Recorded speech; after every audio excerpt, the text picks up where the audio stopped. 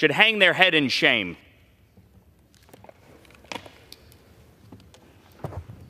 Madam Speaker, I appreciate my colleague's words, and I reserve.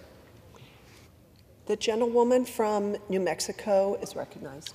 How dare the party of Donald Trump and Marjorie Taylor Greene come down here and lecture Democrats about anti-Semitism?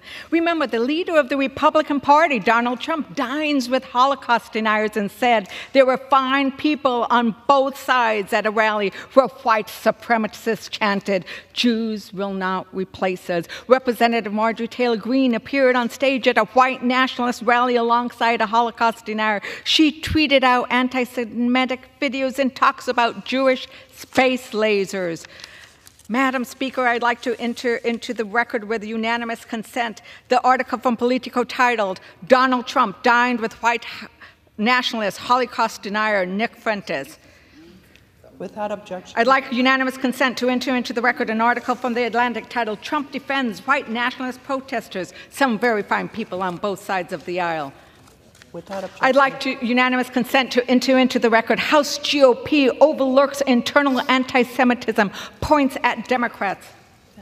Without objection. I'd like to enter into the record actually my objection to this absurd attack on Democrats for pointing out that in this bill it has the title of anti-Semitism, but there are problems with it.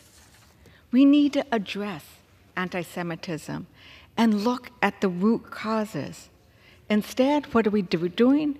We're debating, codifying a definition that numerous Jewish organizations, including Jewish Action, the Jewish Council for Public Affairs, and the New Israel Fund, among others, oppose.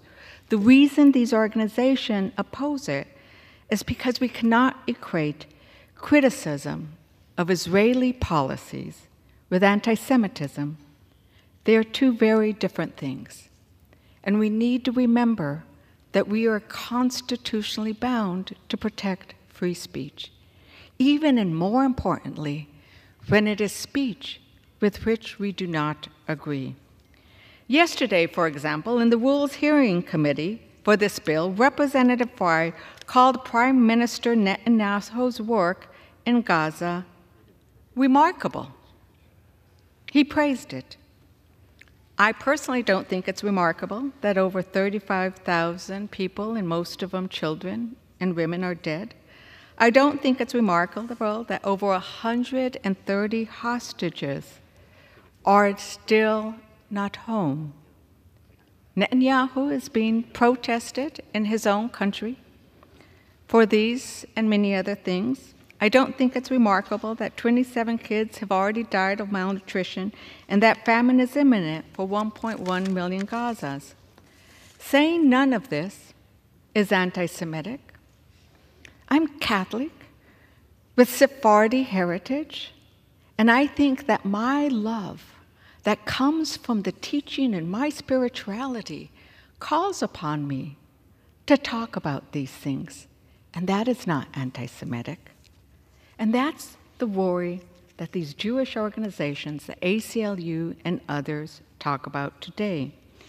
If we really want to move forward on combating anti-Semitism, let's fund the office that investigates and takes actions against those colleges who fail to protect their students. Let's move forward with Congresswoman Manny's bipartisan bill, H.R. 7921, the Countering Anti-Semitism Act.